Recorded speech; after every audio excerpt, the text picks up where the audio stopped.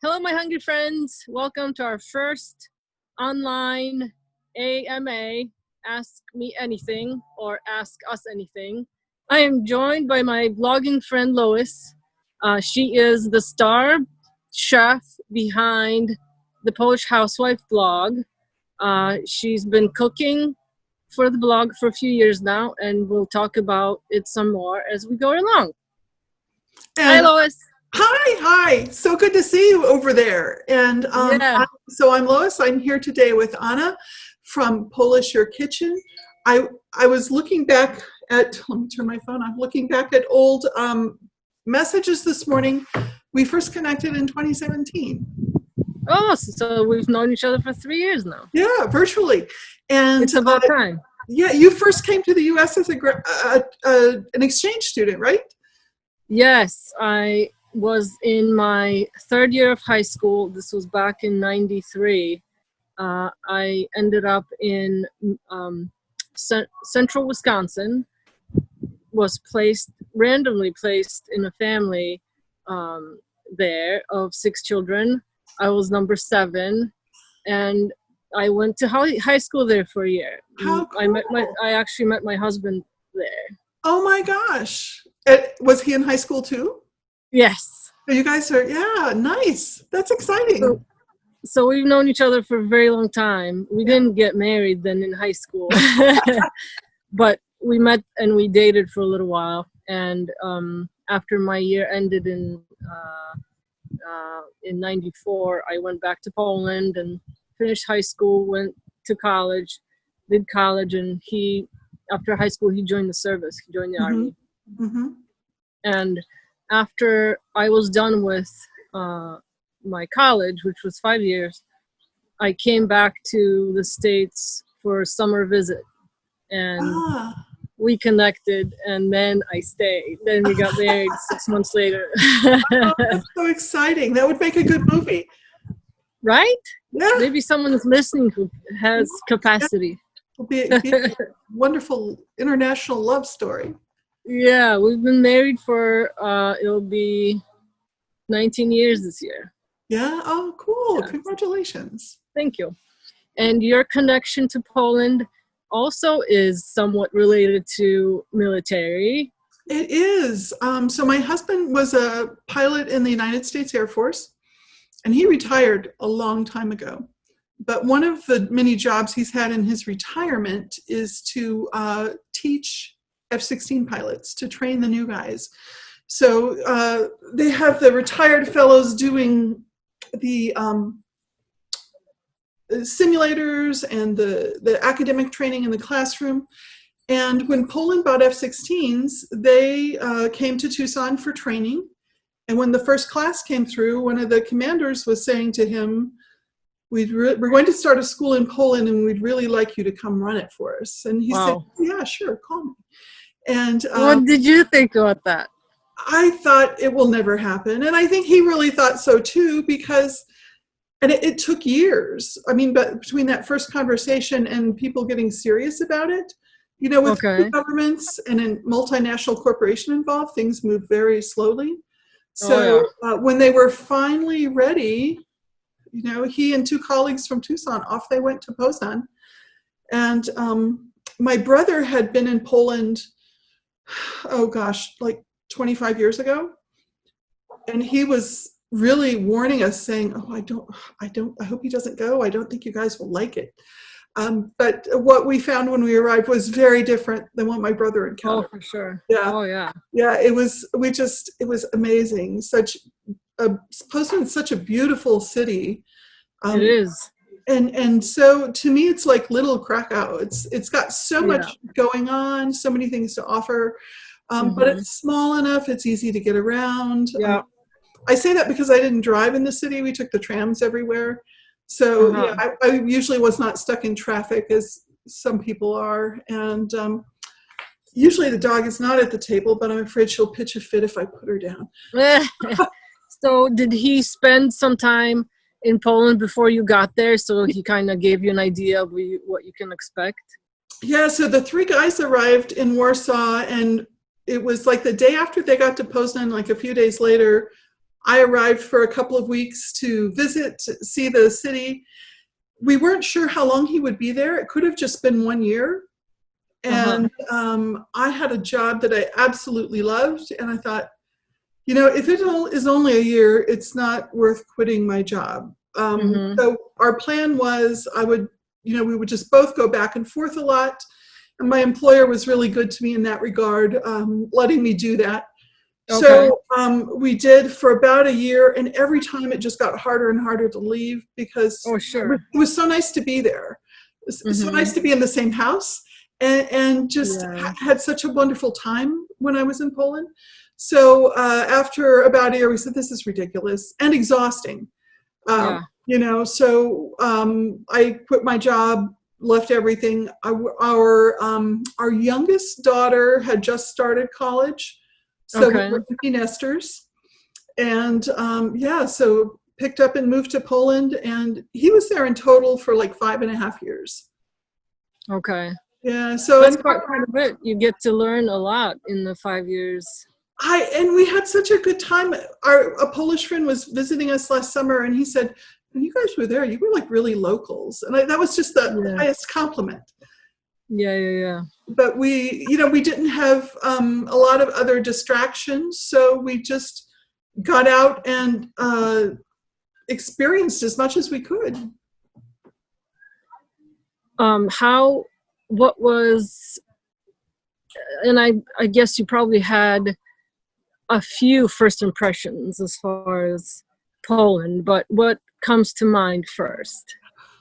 One thing that really sticks in my mind was driving from the airport to the hotel.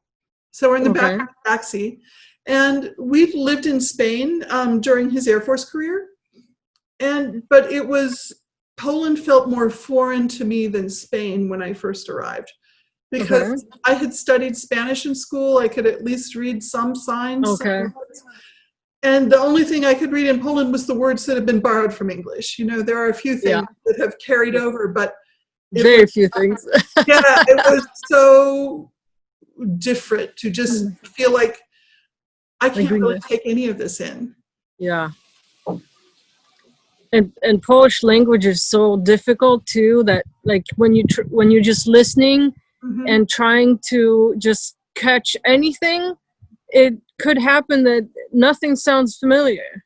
Well, and in the beginning, that was absolutely the case.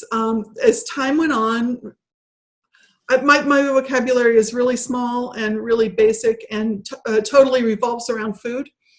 But so I can usually read a menu, and I can pick out the ingredients in a recipe, but I have to translate the instructions if it's not totally obvious. So the basic pleasantries, those you pick up, but to be able to carry on a conversation, I tried studying Polish twice. And I was a really bad student. I never did my homework because I was too busy doing fun things. So, I think it would have been a problem for me if I hadn't been able to operate without Polish. I would have worked at it more. But so many people, especially in the cities, speak English, and they really want to practice their English. Everybody wants to speak to you in English, and they're so good at it. I mean, of course, the first thing is always, I'm sorry for my English. And then they go on to conduct a very complicated discussion with perfect grammar, but if they always apologize first, and I'm thinking, oh my gosh, my English probably isn't that good because I don't think about it that much. Right. And all the English speaking people or nationalities don't really think about learning a second language because you don't need to, because English is international, really. It is. There isn't the same motivation, I think. And in Europe, if you're studying additional languages, it's pretty easy to go to a country where people are speaking that. Yeah, for sure. I have to travel a long ways to get to, to go to Montreal. Yeah, for sure. So, talk about your thought process for starting your blog. I started in 2009. for a couple of years, I had been reading blogs, following along. One of the blogs I followed was participating in a bake through of a cake cookbook, a group that was doing a recipe a week. And Oh, okay. all the blogs I was following, they just looked like so much fun. I liked them a lot. I loved the story that went in front of the recipe. You felt like you got to know the person, and it would be fun to hang out in the kitchen with them. Yeah, yeah, yeah. And so many color photos, and that's always my favorite part of a cookbook.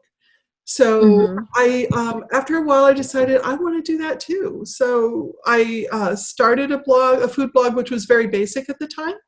And I thought, well, if nothing else, eventually my recipes will all be neatly organized online. You know, if that's all there is, there will be something good come out of it. Did you start with Polish recipes or just anything that kind of came to you? It was anything that came to me, and it was predominantly baking. I joined the same baking group that the person I was following was in.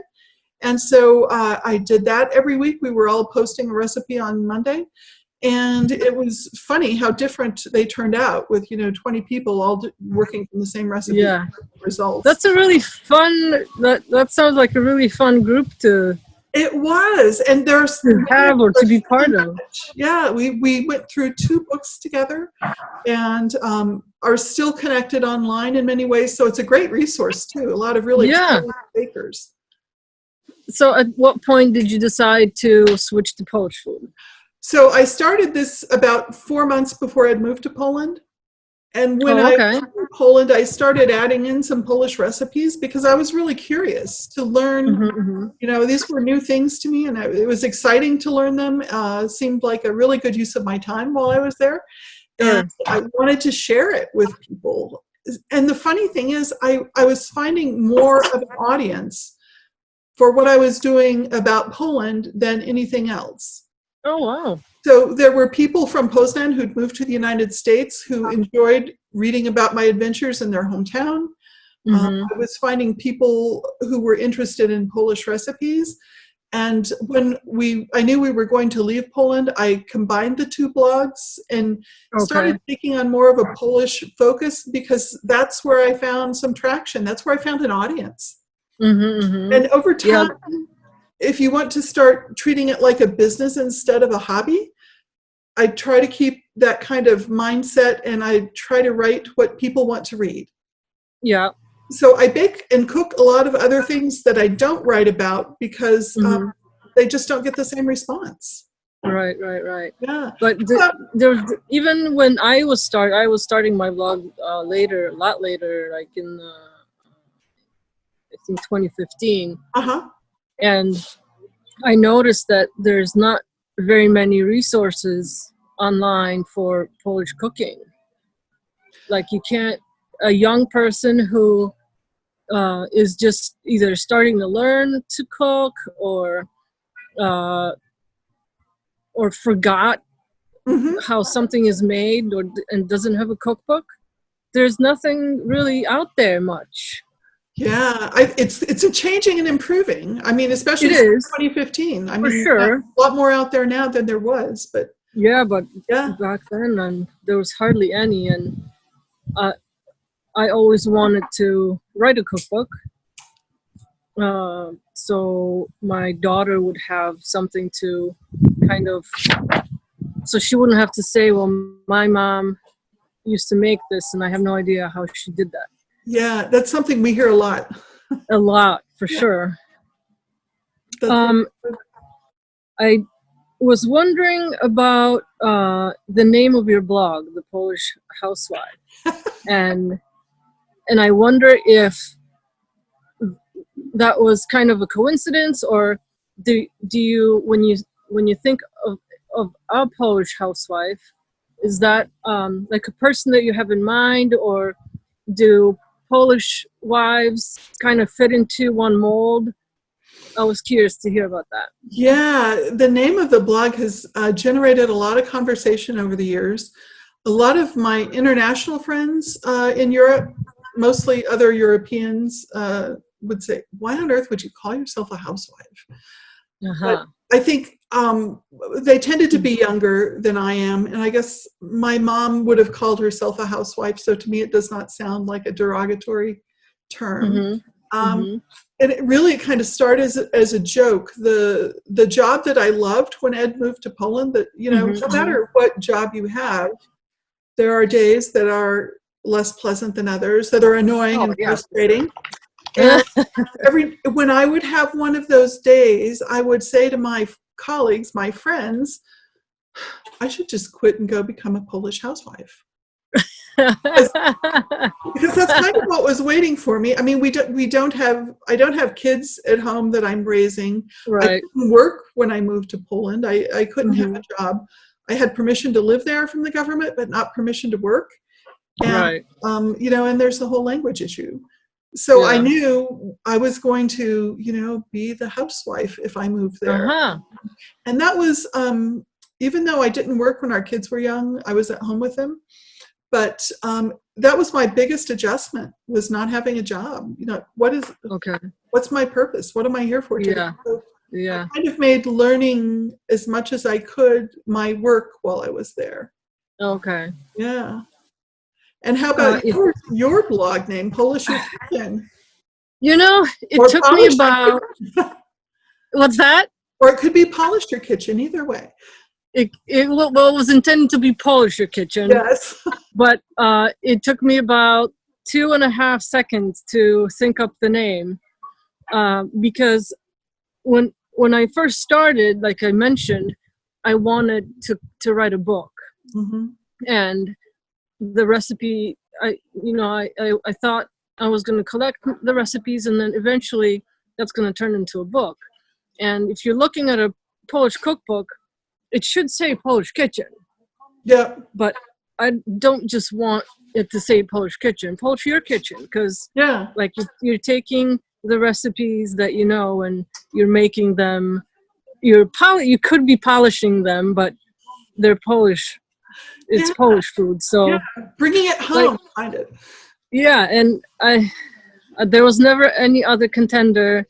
I was never trying to decide whether, I want to name it this or this. It was always just, what is it going to be? Polish Your Kitchen, and that Yeah. was it. Yeah. It was really, really fast for me.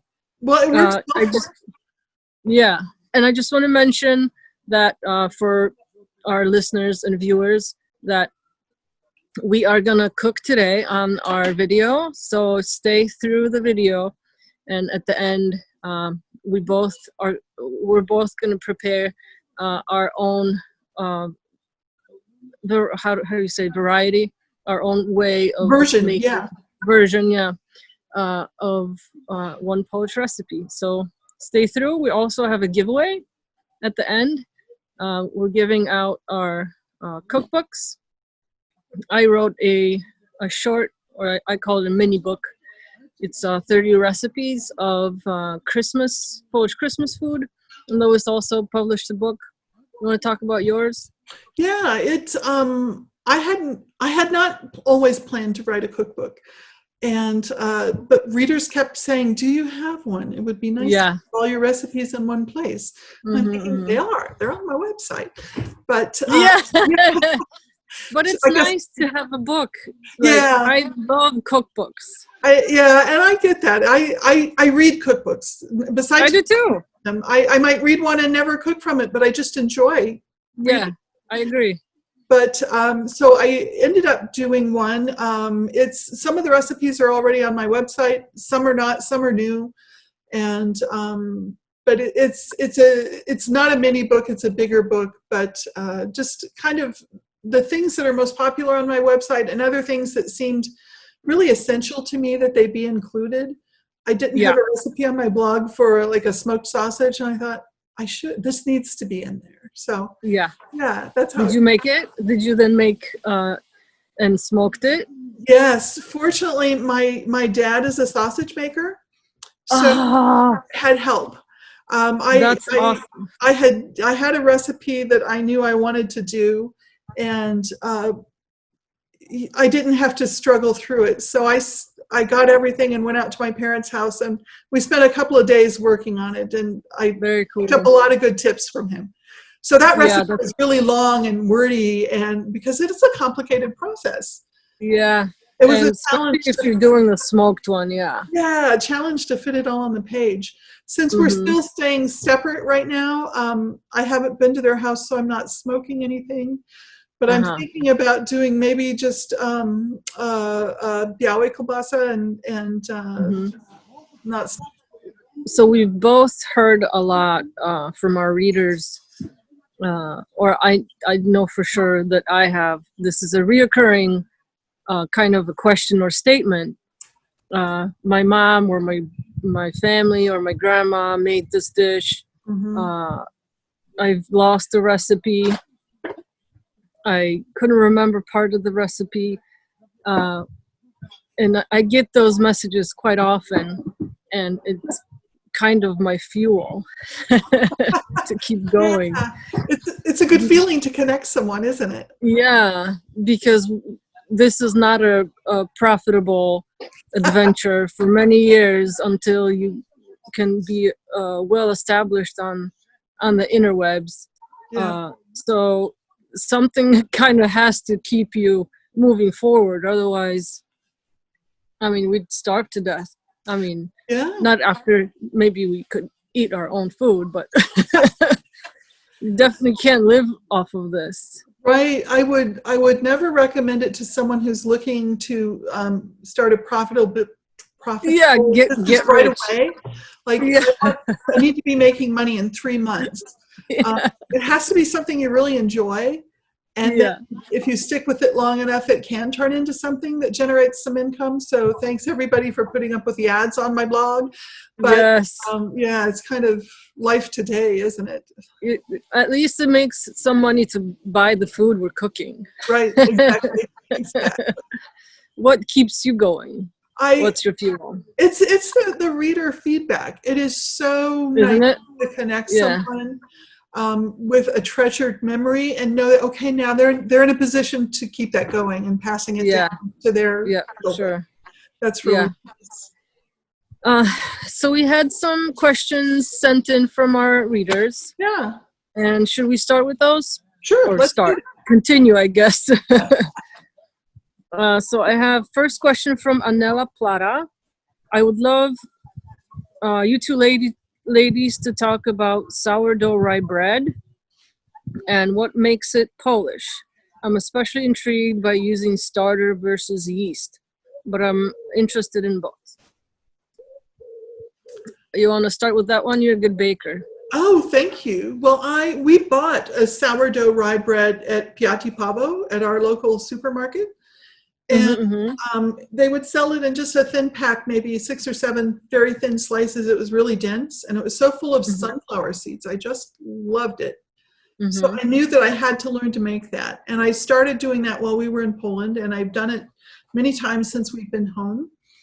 I don't keep a sourdough starter going all the time because I find it's too much work. It's like having a baby in the house. Yeah, you gotta You know, feed it's it like, all the time. yeah, you're taking care of it and tending it, and I just don't want to bother. So whenever I want to bake, that's when whenever I want to bake, that's when I start a batch, 4 or 5 days in advance, knowing that a week from now I'll have bread.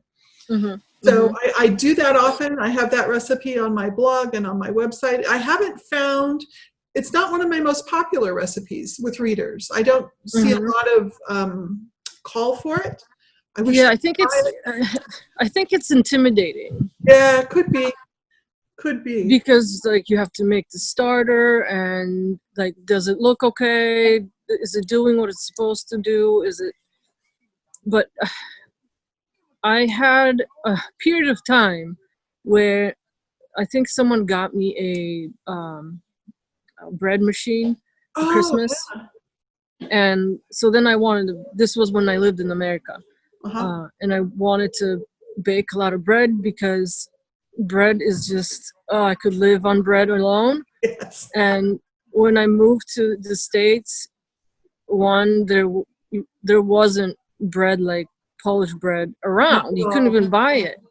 no, I know what you And mean. we were living in small town Kansas, so just Fort Riley, Kansas. Mhm. And on post, you can't buy bread like that. Not at And all. if you went into the local or just outside the gate, the grocery store, it was probably like $5 or $6, and we couldn't afford that living on the military Yeah. wage. I mean, even, in a bigger city, to get that sort of like really kind of in the States, it would be an artisan bread, and Yeah. you Yep. pay for it. Yeah. But that's what you will find at your local shopette downstairs in your apartment. Oh yeah. I Every have two just outside my door. yeah. So I was on this sourdough starter bread for a while. Mm-hmm.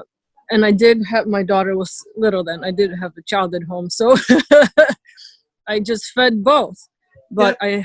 I probably baked bread every third or fifth day or so, Uh-huh. which was perfect because I would scoop some. I think I used you use half a cup for that recipe. Half a cup of starter, and then threw some flour and water in there, and just set on the counter, stirred it up, and I probably went for a good year, just baking Wow. bread every few days, and the starter was doing well, so I didn't want to waste it. Yeah. But another question is, to talk about it. What makes it Polish?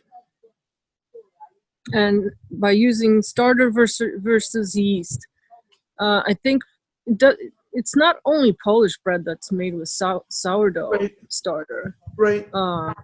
but we eat it a lot. So maybe when people see it, they think it maybe. Rye bread is so common in Poland, and not necessarily, to my experience, in other countries.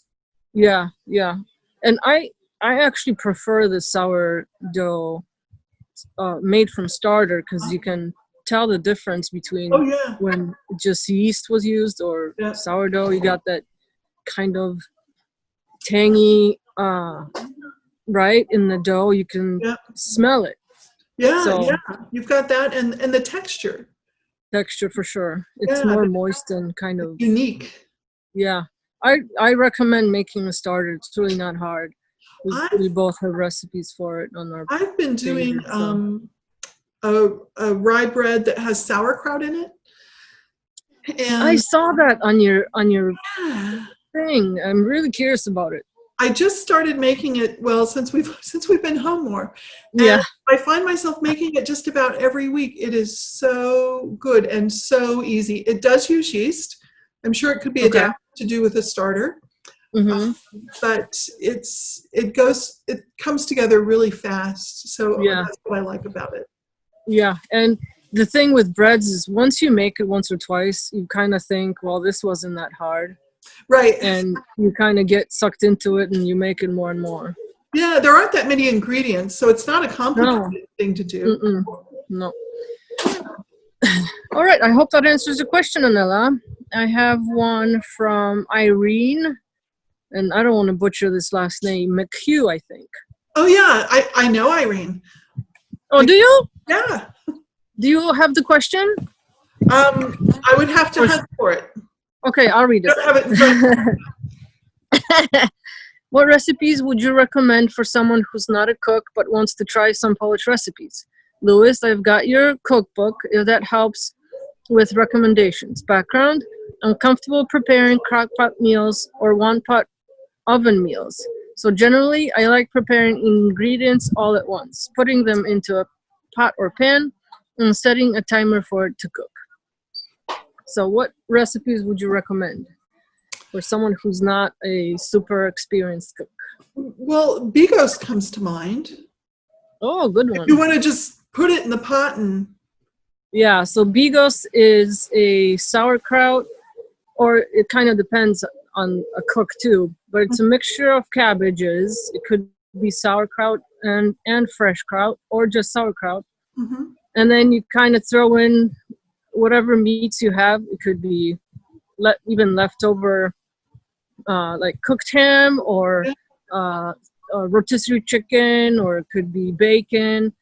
Kind Sausage. of whatever your sausage, definitely, kind of whatever you have or whatever you like, and some tomato paste. and it just cooks on the stove. The longer, the better. And Bob's your uncle. Yeah, it's it's a dish that I made before I moved to Poland to try it out. Oh, really? Yeah, Cool.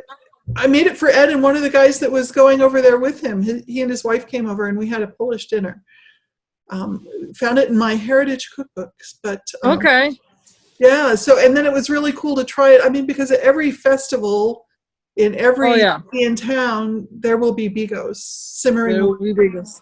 Yeah. And there will be bigos at every house party, especially like around Christmas or like when it gets a little cooler.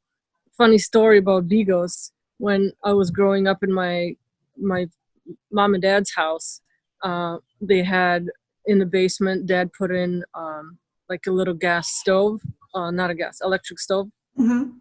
And the biggest pot you can imagine was always sitting on there because it was a cool basement, so you didn't have to refrigerate it. So he would make bigos in the pot, and it would simmer there for a couple of days. He would go down in the morning, turn it on for like 4 or 5 hours, then turn it off, and the next day he'd do it again. And since we lived in the area of the city where you kind of had to drive by our house, like it was the main drag-in, a lot of people that would come from out of town, or my dad was doing business with different people. He was a woodworker.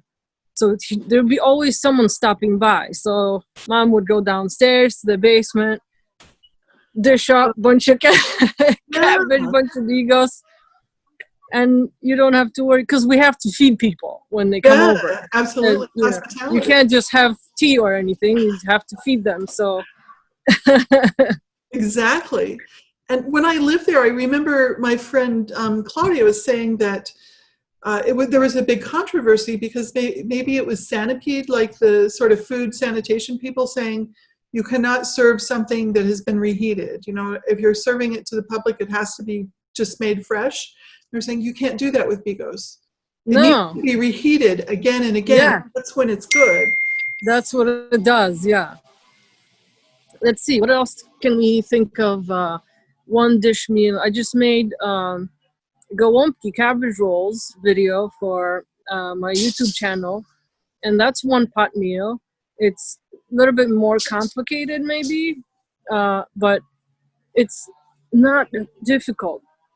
The hardest part in the whole recipe for me is to cutting out the core out of cabbage, but once you do that, it's smooth sailing, and it all goes in one pot in the oven, out of the oven onto the table. You're good. But we have another question that deals with cabbage rolls too. Yes. And how to get the leaves apart without tearing them in an easy way. So the way I do it is I cut the core out, and the person who's asking can be on the lookout for the cabbage rolls recipe. It'll be posted on 1st June on my YouTube channel, Polish Kitchen.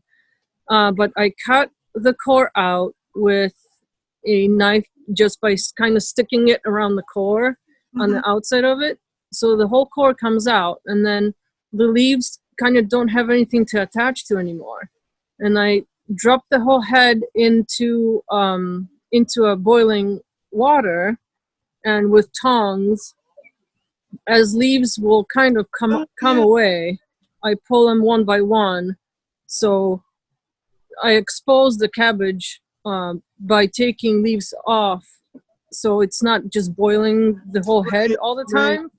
Gotcha. And it kind of is, you have to let them sit in boiling water for a few minutes, but probably 3-4 minutes, so they are a little softer and they shouldn't break as easy.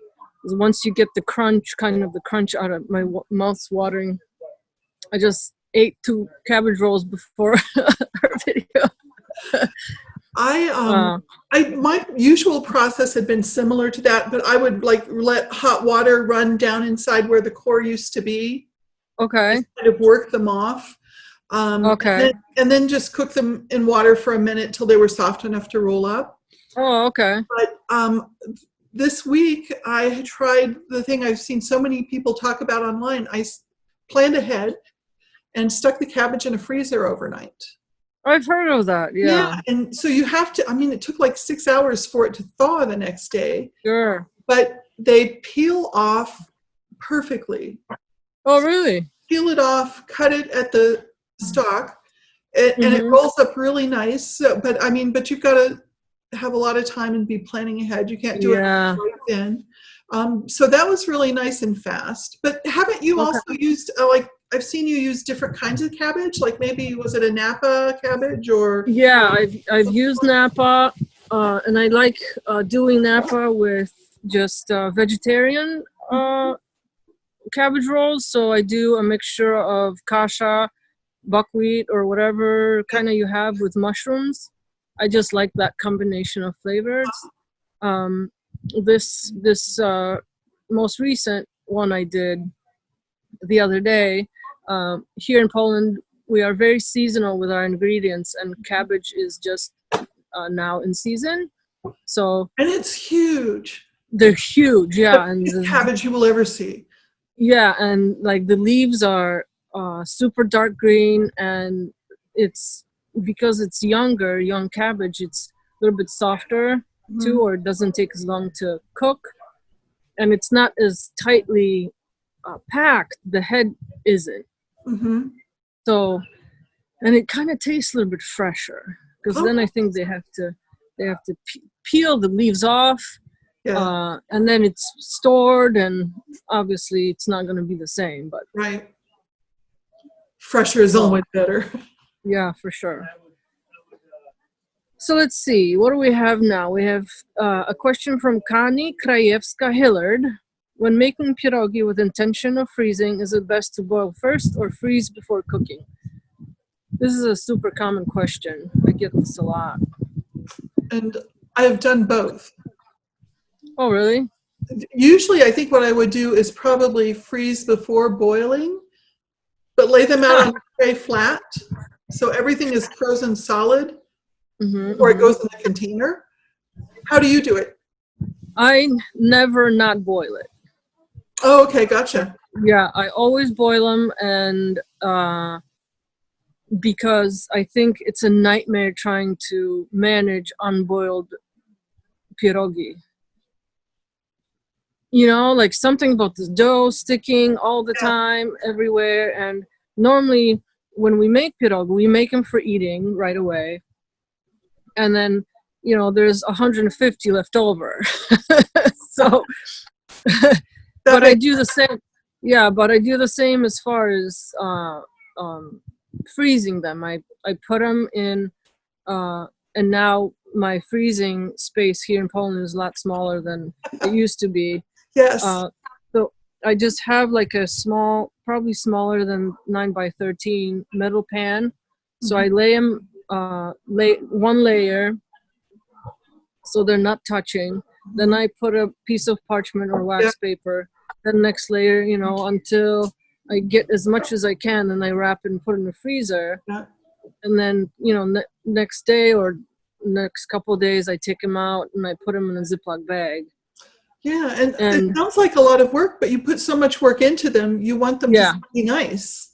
yeah, for sure. And then when you're done or when you're ready to eat again, I normally just pop them in a deeper frying pan with a few tablespoons of water, maybe like a quarter cup, and I cover them, and I just heat them until I can see that the dough is soft. Mm-hmm. And then I also put a little bit of butter before there, couple tablespoons. Uh-huh. So then when I uncover, when the dough is a little softer, I just let the rest of the water evaporate, and then the butter will brown them a little And they bit. just saute, yeah. Yeah, it's really easy. So, how about you? So if I have boiled them, Mm-hmm. which is not as often for me because and I don't make pierogi frequently. So I think I would do the same thing because that's how I learned to cook frozen pot stickers. Okay. That were the instructions on the bag. But so if I've frozen them without cooking, then I pop them into the boiling water, a full pan, and it just takes a Right, little because we still longer have than to. normal Yeah. Mhm. to get hot through and cook. So So similar. Yep. yeah. Okay, let's see. Where are we? We have a question from Chris Pau. If it was correct Polish, would be Pałka, where it's Palka, Pałka. Hi, ladies. Interested in all the different regions of Poland and their respective foods. Is there a breakdown of regional foods? Thank you. There's definitely some regional foods throughout Poland, but there's always somewhat a common denominator, I guess you could say, because there's pierogi all over the country, but you could see that this region uses more buckwheat, or like Mm-hmm. they use buckwheat in a lot of their ingredients more, or our eastern side of the country, a lot of uh, our kitchen, our food is influenced by our neighbors to the east. It's kind of seeps through the border a little bit Sure. more, and like they eat maybe more like potato filling pierogi than we would in the west.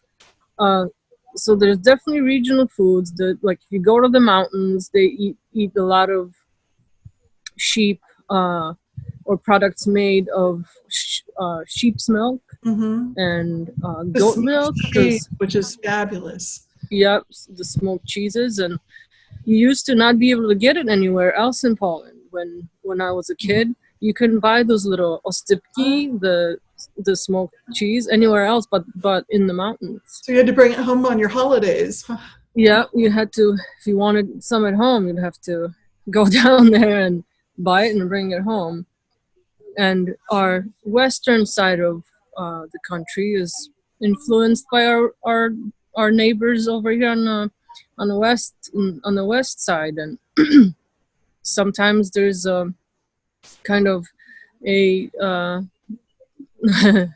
not an argument, but like a discussion whether this dish is Polish or is it German, Mm-hmm. because a potato salad is German, but Polish potato salad is different than German potato salad, Right, it because is.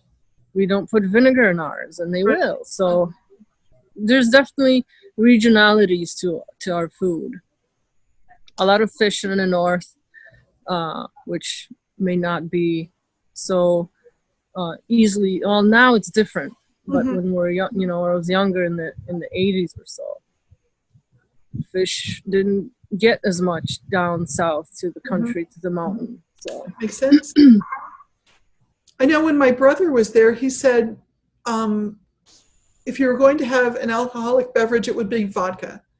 And he was in the right. far eastern part of the country, not far from the Russian border. And so he was surprised to see beer everywhere. And he was Okay. wondering if it was a German influence, since we were in the western part of Poland. Uh-huh. But I think now, yeah, things have changed. I mean, you have everything from everywhere all over. Yep, for sure. Let's see. Dennis Kulas, what time is tasting? But seriously. I ordered your cookbook and am waiting its arrival. Question, Mom used to make creamed cucumbers but left no recipes. See, there it is. Mm-hmm. And she was a very good Polish cook. Do you have any recipes for creamed cukes? Oh, do we ever? So creamed cukes, we call it mizeria in Polish. And it's a dish we normally just ate it in the summer when cucumbers were in season. Yeah. And we both have recipes for mizeria on our website. So search around; they're delicious. One of my favorites. It is so good, and it goes with everything. Yeah, Perfect. Especially hot potatoes. Oh yeah, yeah. Hot potatoes and cold mizeria. Yum. And it was interesting when I was writing that post. I was doing some research on it, and so the word means misery. and it has to do with the queen who was from Italy, and Are you serious? she was missing home and all the wonderful vegetables. So she had vegetables from Italy imported to grow in the garden at like Wawel Castle, and so that's the story on how that name came to be. And Oh, wow. is there a word for vegetables, or maybe it's a bunch of vegetables that is? It sounds like Italy or Italian in Polish. A word for what? For like vegetables that is similar to Italy in Polish or Italian in Polish. Or is it? Oh, Włoszczyzna. Yeah. So what would you? Does that mean like in general, or like is that like the bundle that you would buy to make soup? Yeah, that's the bundles that we buy. Like it's go to the grocery store, the market or the veggie market, and it's like 2 carrots, a parsnip or not parsnip, Or parsley root. Parsley root and some green parsley. Yep, parsley and pink. Yeah, and maybe a slice of cabbage. The slice of cabbage sometimes, and they wrap it up in either like string or put a rubber band on it, and you can buy those to make your soup and make your chicken soup. It's fabulous. And I mean, you see them everywhere. If you were in the most posh supermarket or at the little convenience store downstairs, you will find them. It's great. Oh yeah, and that's called Włoszczyzna, which also means kind of a spoof on Italians, on like Italian language. Mm-hmm. I'd never heard that before. Miseria is like that's really interesting. Has to do with her homesickness. Yeah. Yeah, that would make me not homesick if I ate that. We have a question from Janie Stouffer. As a 3rd-generation Polish American, I struggle to keep my family's traditions alive. I love both you and Lois blogs and help fill in the gaps since my mother passed away. There's another one. Mm-hmm.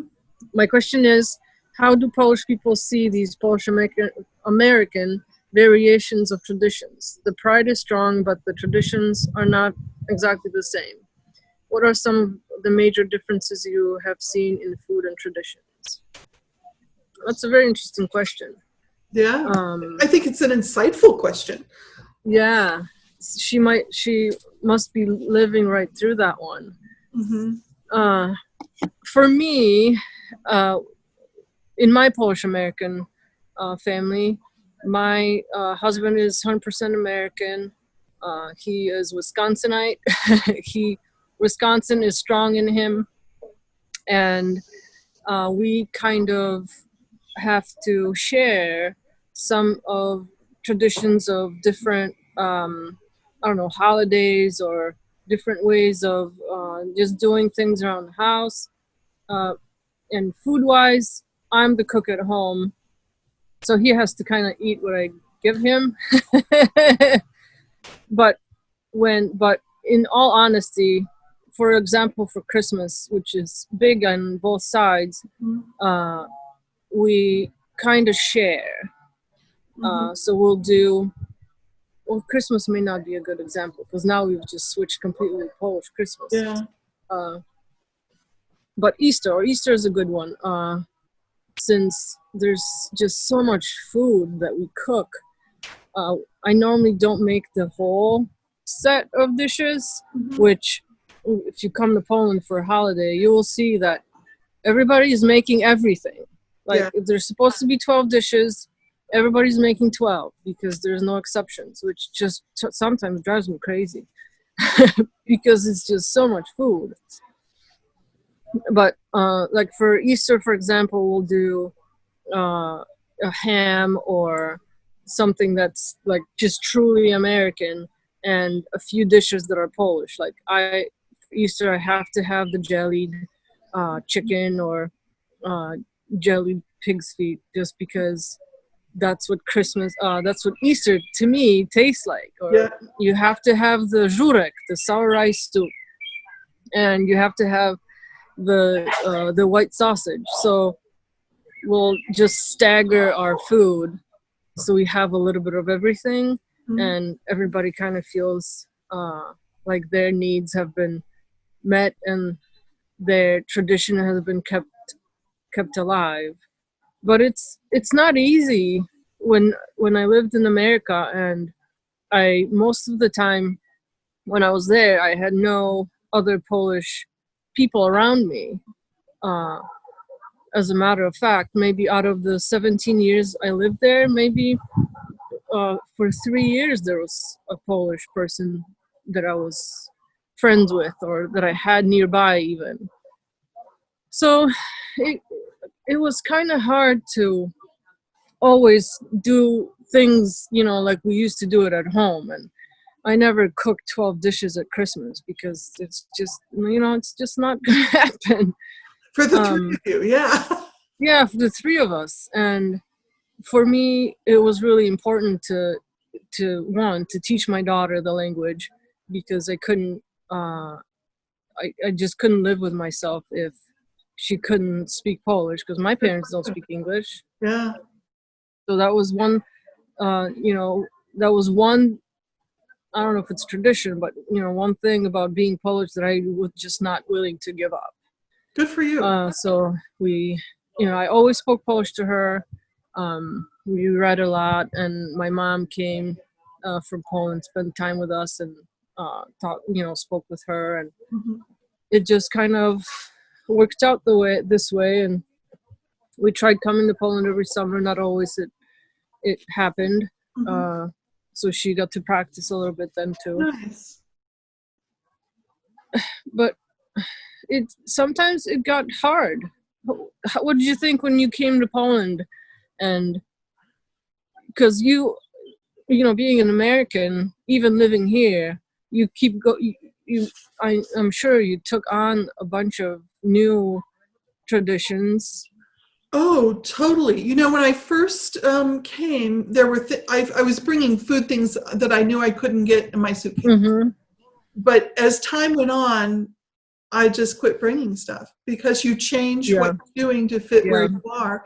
And I think, generations ago, I think our reader, third or fourth generation American, Polish. Yeah, third. So I'm sure that when her ancestors came to the United States, they found themselves in the same situation you did. Oh, for sure. You can't find what it was that you used at home. So you make do with what you have. Yeah. And so if, great grandma has to make her pierogi ruski with cheddar cheese instead of farmer's cheese, that's what she does. And that's now the new tradition in that family. Right. And so the children and grandchildren and great-grandchildren, to them, this is how it's done. This is their Polish dish that has cheddar cheese in it.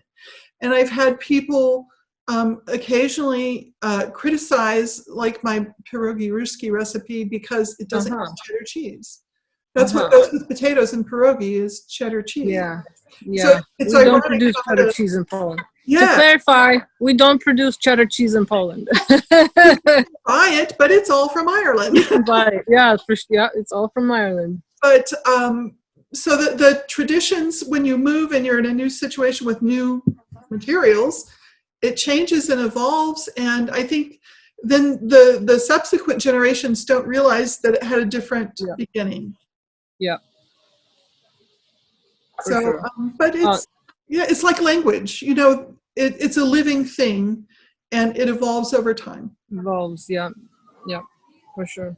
That's a really good, I'm glad you brought it up, because I hear that a lot on my blog too. Someone saying, well, my grandma didn't make it this way, we're 100% Polish. So you're wrong, Anna. So you're wrong, yeah.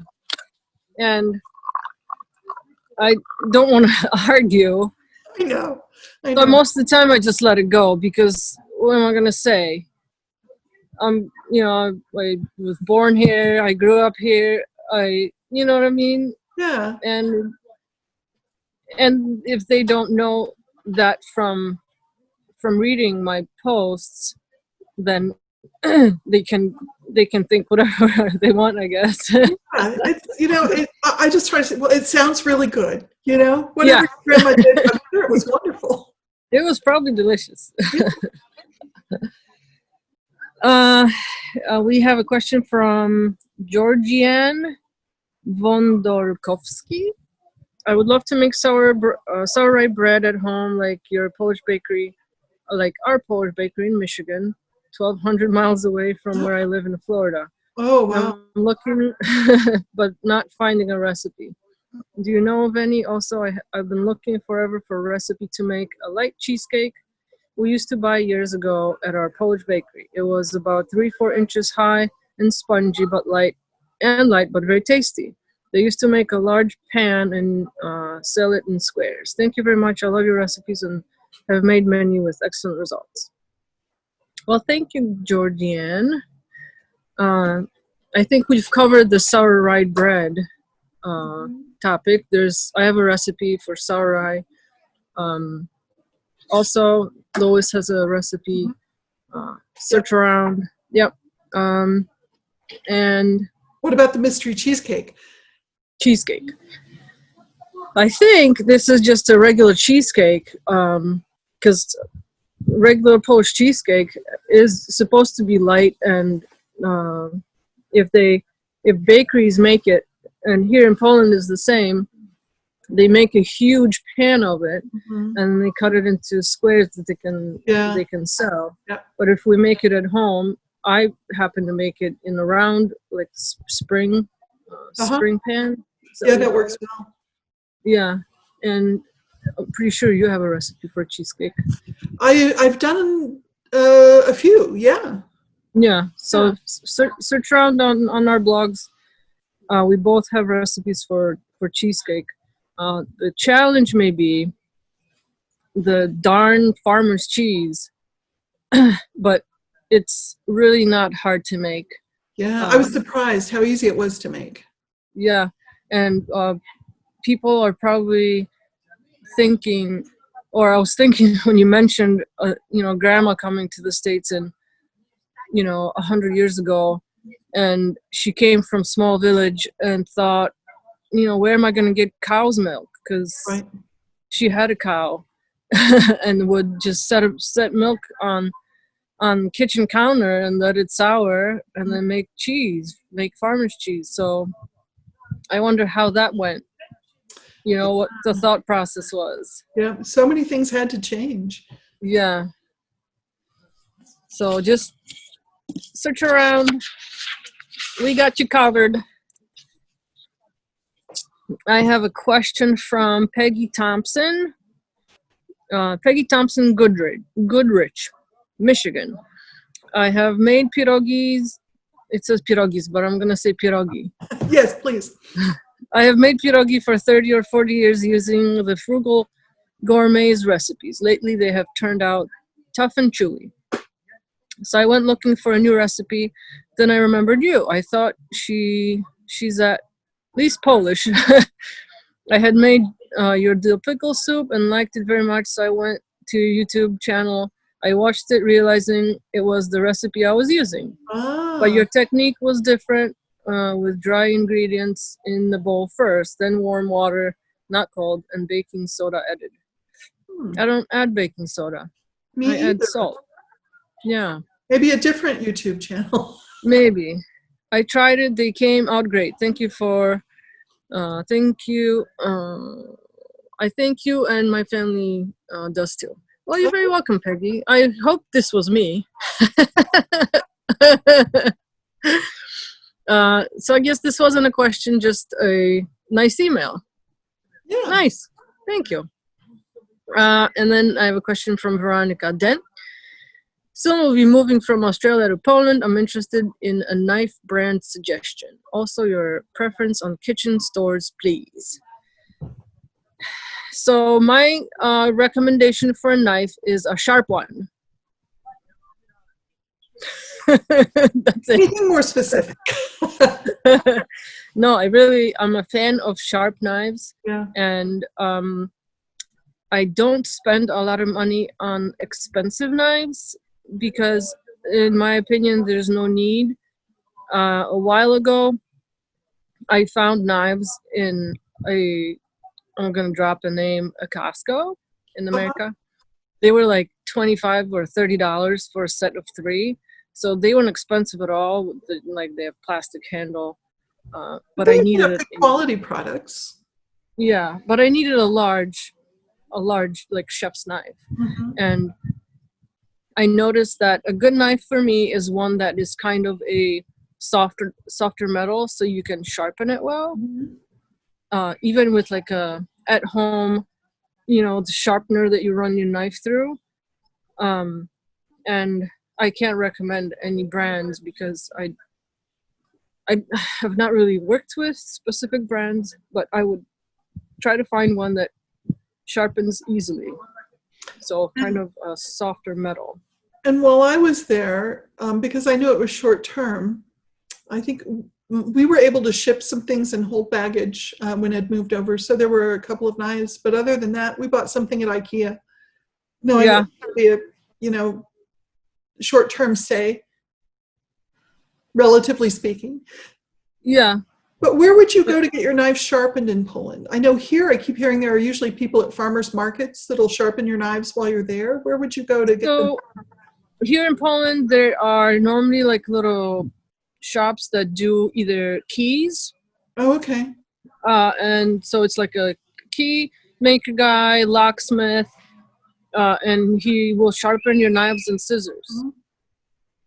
Good deal. But I just use the at home, you kind of run your knife through a thing, kind of circles that overlap. And I feel like we bought one of those while we were there somewhere. Yeah. Ours is like a V. Just okay. Through, and Same idea. Yeah. And then preference on kitchen stores. Let's see. I like IKEA for sure. And Veronica, she said she's moving to Poland, but she didn't say where. But they're everywhere. And for a little bit better quality, there's a kind of gadgety store. They have some like ceramic type dishes, plates and stuff, glasses, and also some other kitchen gadgets. It's called Duka, Duka, kind of high end, a little bit more expensive. Like in the shopping malls at a Galleria? Yep. Or you can go to just a large grocery store and they'll have a kitchen section. Mm-hmm. A little bit less expensive. But there's a pretty good variety there. I saw some kitchen stores, say at Stary Brovar Mall in Poznan, and very, very nice stuff, but to me, very pricey. They had a beautiful 220-volt KitchenAid mixer that probably was 3 times as much as I would pay for it in the United States. Yeah, those are expensive. I have a friend who had a Kenwood stand mixer. Okay. Yep. I don't know where they make those, but maybe that's more of a here. Background. Yeah. And you can buy stuff like that too at like electronics stores. They'll have a kitchen section. Yeah. So if you have questions, Veronica, just shoot me an email and I'll try to see if I can help you anyway. And then second to last question from Hedy Racikowski. I have your Polish Traditions book. So glad I bought it. I find everything you do so true to Polish recipes. I try making as many Polish recipes as I can. In Central Florida, a lot of ingredients for Polish recipes are not available. Shopping for ingredients online can be very expensive. Any suggestions on how to cook recipes when ingredients are not available? So that's a good question, right? We talked about it a little bit. Yeah. Up. I mean, and right now, I mean, our grocery stores are getting better here. They're not anymore. They're not stocked, but it's improving. Yeah. The last time I made Wodnik, there was no buttermilk. Oh, wow. I think I just got it out. Yeah. So I struggled with that a little bit at first when I moved to the States. Like the biggest one for me was bread, obviously, Yeah. but also the farmer's cheese, the white kind of curdy cheese.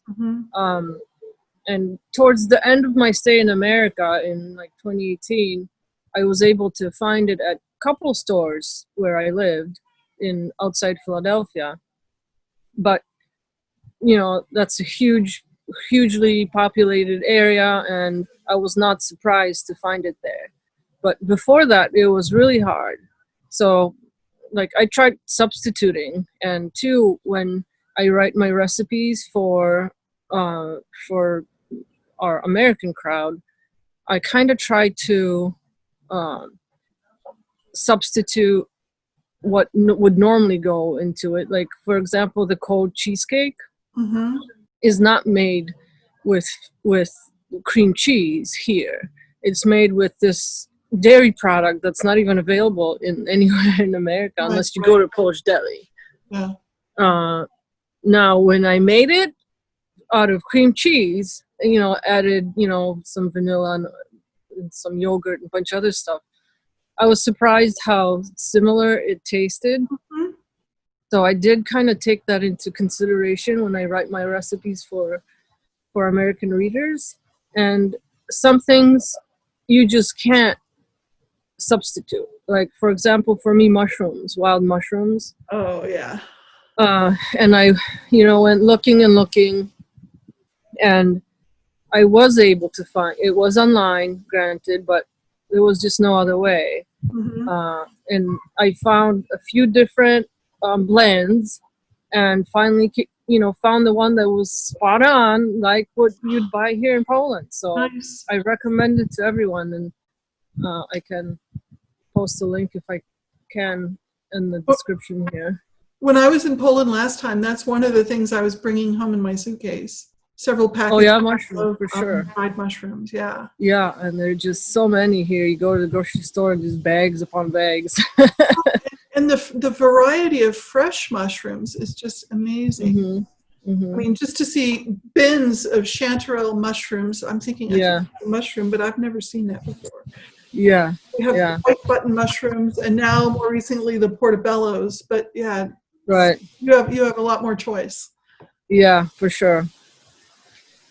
And our last viewer question from Michael Merriweather.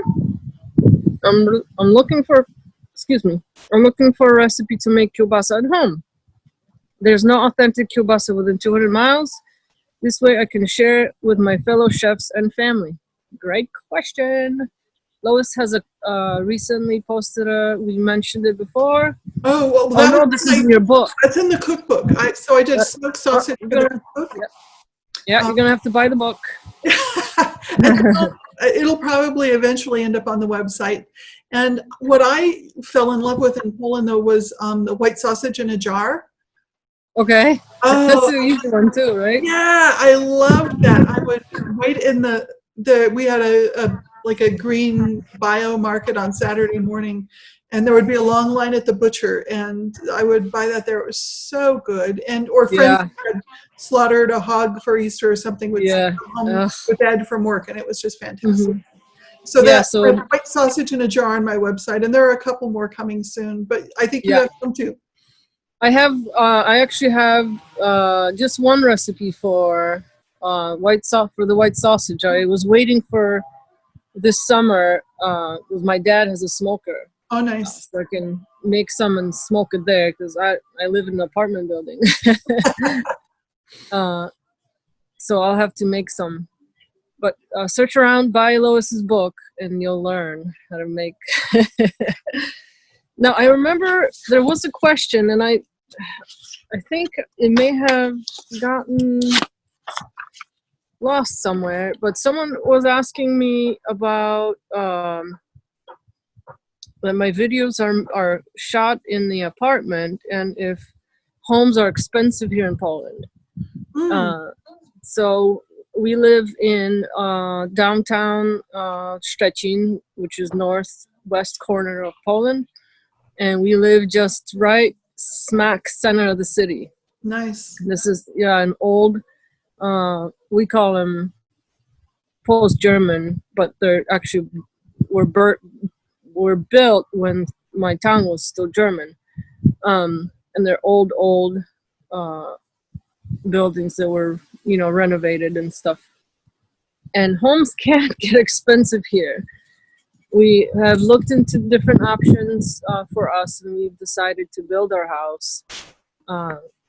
So we're in the process of getting permits and everything that goes into that, and then hopefully it won't take us 5 years to build. But we are hoping to move into a home in the next year or two. Mm-hmm. So that is it for our questions. I have a quick one here, or two. Oh, you do? But Okay. We've talked about the cabbage leaf question from Allison, but Amy asked about like a little Danish bite with a poppy seed filling. Oh yeah, those are called drożdżówki. And drożdżówka can be any kind of, I call them sweet buns, but they can be round, or they can be kind of oval, or they can be kind of rectangular. And it's yeast dough, sweet dough, that you have the filling either folded into it, or you have filling folded into it, or twisted into it, or just put on top. And they're normally like sprinkled with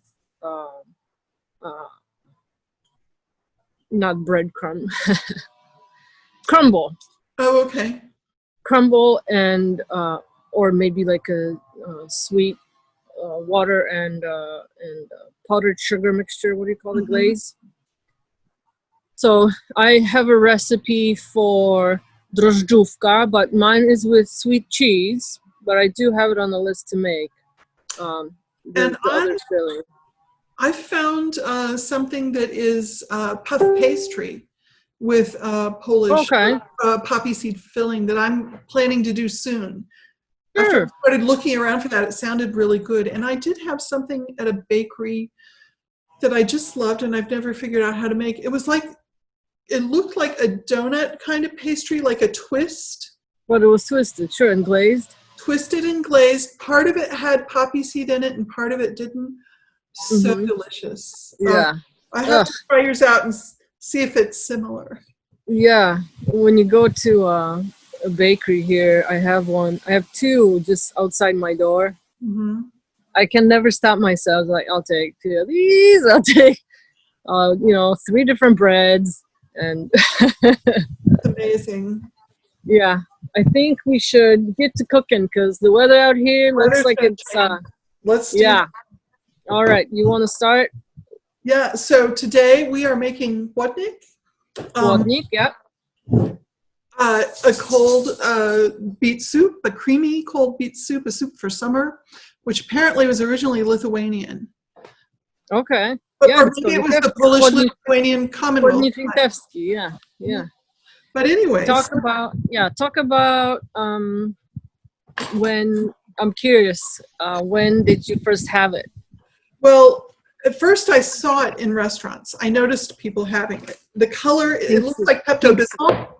Yeah. So you notice it when people are eating it.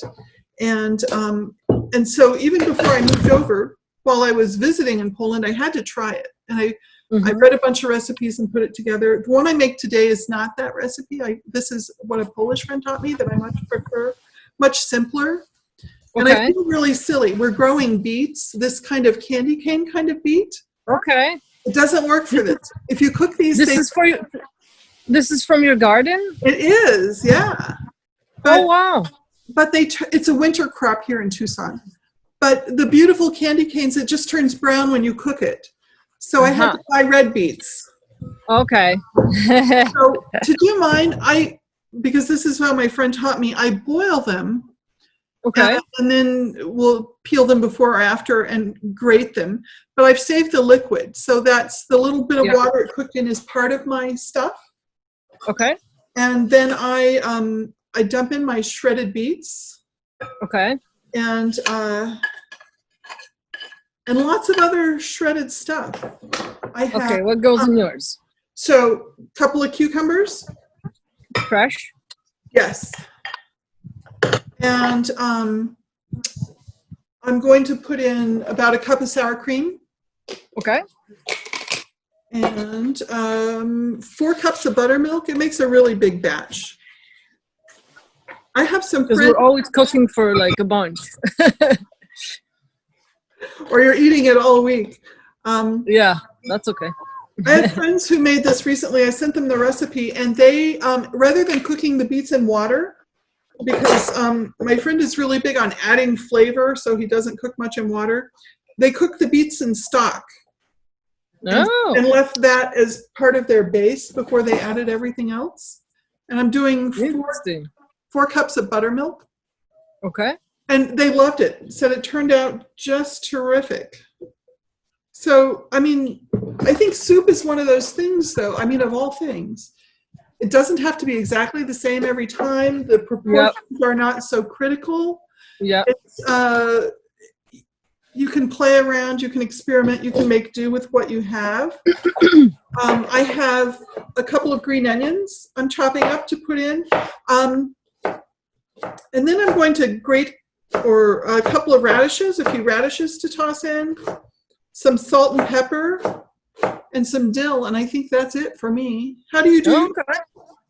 So I will move over to my table. Okay. That I have You set up have in a the back. cameraman. I have the cameraman. I'm gonna go get him. So I'm chopping my green onions, which just smell terrific. Absolutely terrific.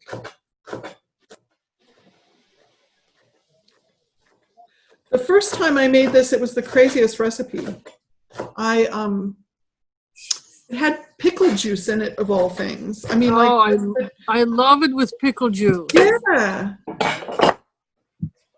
So my cameraman is coming. Good deal. I'm gonna switch. I'm just gonna switch my view. Okay. It's plugged in. You're shooting from there. Ellie, you have to sit down.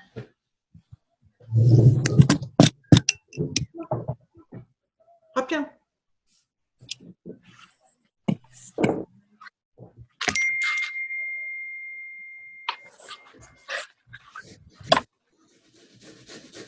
Yeah. I'm doing my radishes on the small side of the grater. So they will be really minimal. Everything else is on the large side. The beets, the cucumber. Oh, okay. And I bake my beets. Like wrapped in foil? Yeah, or I put them in a like a glass container. With the lid? With a lid, or with just tin foil. And I do a little bit of moisture on the bottom of the pan. And then I bake the beet for close to an hour or more. Nice. Depending on the size. Yeah, it takes a long time. Yeah, they're pretty tough. I have some fuzzies that came down from a tree into my beets here. I have... You're in the great outdoors. Yeah. I have a couple small 3 small beets that have been grated already. And I also put in radish, and mine is also grated already. So I'm gonna add it in here. Get the fuzz out. And and like you said, this will turn out differently each time because each time we might put something different to it. And I have green onions with the whites, and I have dill and parsley. I'm gonna slice. I need to go grab a knife. I'll be right back. Sure. So I've just put everything into my pot. I have the cooking broth, the shredded beets, the shredded cucumber, the grated radish. I'm going to put in a good amount of dill. To me, dill is like the proverbial Polish spice. I have never cooked with it quite as much as I do now. It goes in so many things. I even put it in mashed potatoes now. So pepper and salt. I'm just stirring it all up. I've got all the dairy in there, the sour cream, the buttermilk. Give it a good whisk. Make sure it's all combined. And what do you know? I've got Wodnik. I love your garden home. That looks so beautiful. Thank you. We've been coming here a lot with, you know, trying to stay separated and stuff. Yeah. So I got my herbs in. And, oh yeah, I need to chop these up. The white onion and green onion.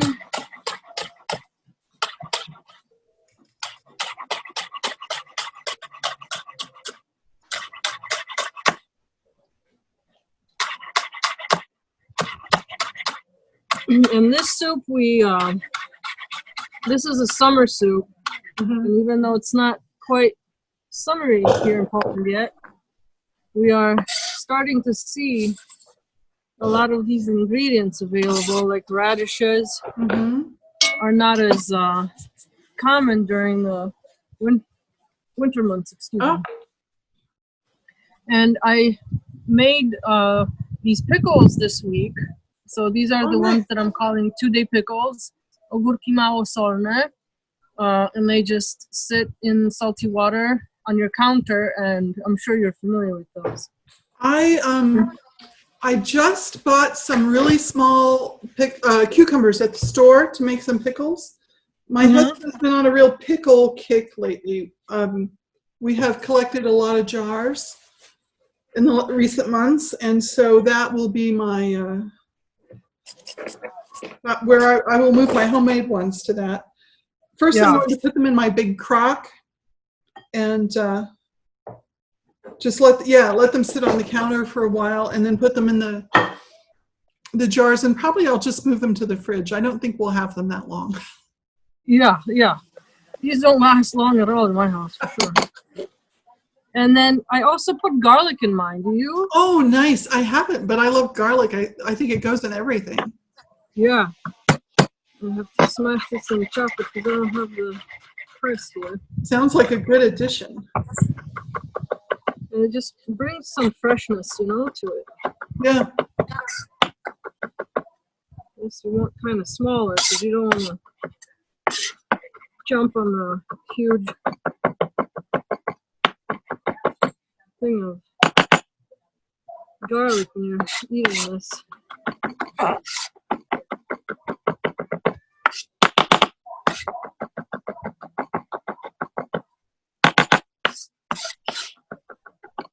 So go ahead.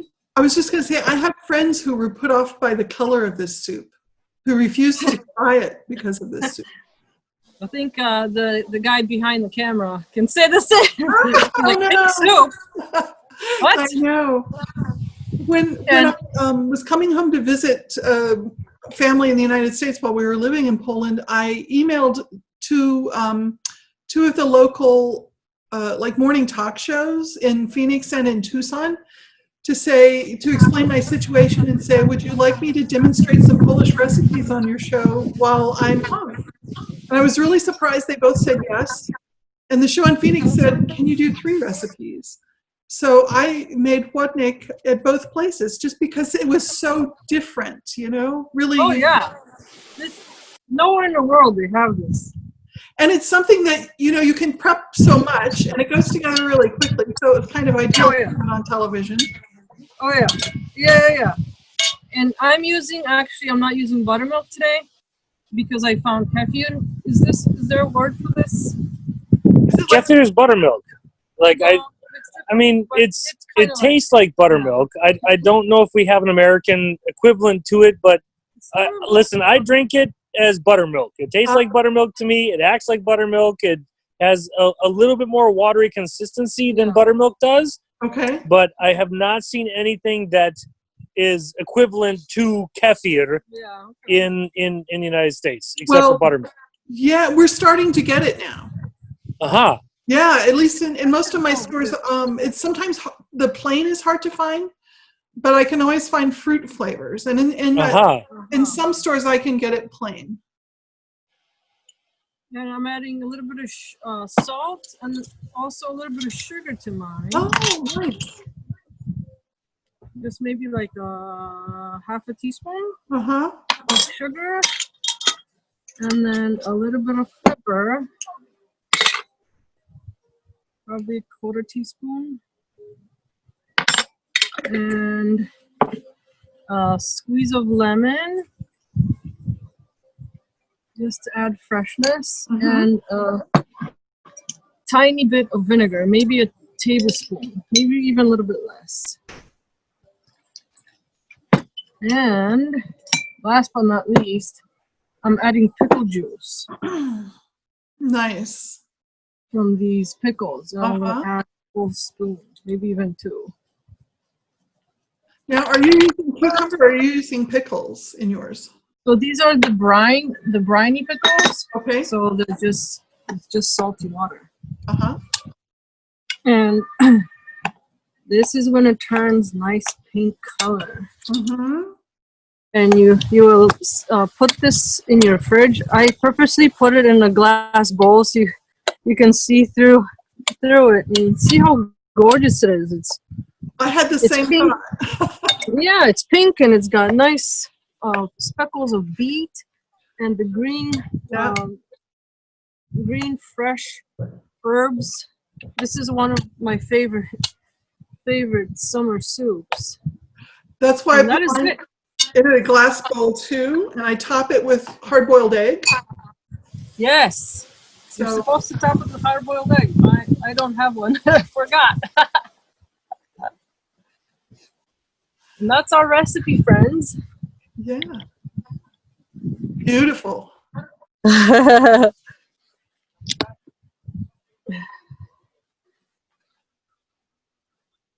Thanks, babe. You are welcome, my friend. I will be looking forward to eating that when we're done. Yeah, we're set for some meals now. Yeah, let me see yours because my camera was backwards. So, Oh, there you go. here we go. And this soup will also turn out differently each time, kind of depending what you have. Yeah, exactly. I hope people try it. If you've tried it, please let us know what you think. If you haven't, please try it, and also let us know what you think. Be brave. Be very brave. Be brave. Yes. Hopefully, you will be pleasantly surprised. So I think we have come to a conclusion of our little chat. Yeah, it's been great. And we will do a giveaway. Yeah, Lois will send one book, and I will send a book to. Now, be ready for this. Write this down. You have to be very, very specific. First person who emails one person or the other, subject line, free Polish cookbook, and in the body of the email, write your name, first and last, your mailing address, and your phone number. And the first person who does that will receive a book. We'll be glad to send them out, doing that right away. So, yeah, so you can email me at lois@polishhousewife.com. And so I'm assuming, so this is going live on Tuesday, the day after Memorial Day in the U.S. Is that the 26th? Yep. And so during the 26th, there's probably no point in emailing late in the day or the 27th. Right. We'll have our first one by then. But yep. And my email address is polishyourkitchen@gmail.com. Yeah. So I have to tell you, I'm planning for this and prepping it, working on the project has been so nice to do with you, fun to get to know you. And I was saying to my husband, I feel like I have a virtual assistant that I don't have to do. Because you know how to do everything, you know. And no, not everything. With someone in the same field. Yes, for sure. And sharing some thoughts and same frustrations maybe, and but also same joys. Exactly. Maybe we should do this more often. I could see this growing into a podcast maybe sometime down the road for both of us, you know, a joint project, maybe. Hey, podcasts are in, I heard. Yeah, I listen to so many. I really enjoy them. Hey, good idea, Lois. Let's put a pin in that one. Yeah, we'll see how it goes. Yeah. All right, friends. We hope you've enjoyed hanging out with us. Send us a comment. Send us a like. Subscribe to our pages. This is our fuel. So we hope you come back, and we'll see you next time. Yes. Thanks, everybody.